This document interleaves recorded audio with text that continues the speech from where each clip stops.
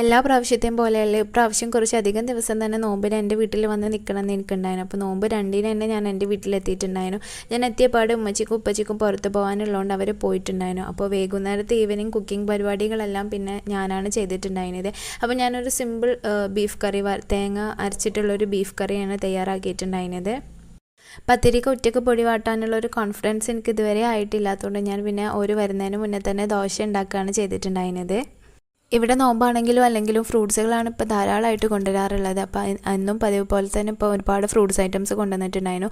ഷമാമാണ് ഇപ്പോൾ ജ്യൂസ് അടിക്കാൻ കൊണ്ടുവന്നിട്ടുണ്ടായിരുന്നത്. അപ്പോൾ എല്ലാവർക്കും ഷമാമിൻ്റെ ടേസ്റ്റ് ഇഷ്ടമല്ലാത്തതുകൊണ്ട് കുറച്ച് ആൾക്കാർക്ക് വത്തക്കയും കൂടി ജ്യൂസ് അടിക്കുന്നുണ്ട്. അപ്പോൾ ഷമാമും വത്തക്കയും 2 വിധം ജ്യൂസ് അടിച്ചിട്ടുണ്ടായിരുന്നു അന്ന്. പിന്നെ ഫ്രൂട്ട്സ് ഐറ്റംസ് ഒക്കെ കട്ട് ചെയ്ത് പ്ലേറ്റിലൊക്കെ നിരത്തി വെച്ചിട്ടുണ്ടായിന്. പിന്നെ നമ്മളിവിടെ നോമ്പ് തുറന്ന് നിസ്കാരമൊക്കെ കഴിഞ്ഞതിന് ശേഷമാണ് മെയിനായിട്ടുള്ള ചായയും കടിയൊക്കെ കുടിക്കാറ്. ഫ്രൂട്ട്സും ജ്യൂസൊക്കെ കുടിച്ചിട്ട് നോമ്പൊക്കെ തുറന്ന് ആ ഒരു ക്ഷീണമൊക്കെ ഒന്ന് മാറിയതിന് ശേഷമാണ് മെയിനായിട്ടുള്ള ഐറ്റംസിലോട്ടൊക്കെ വരാറ്.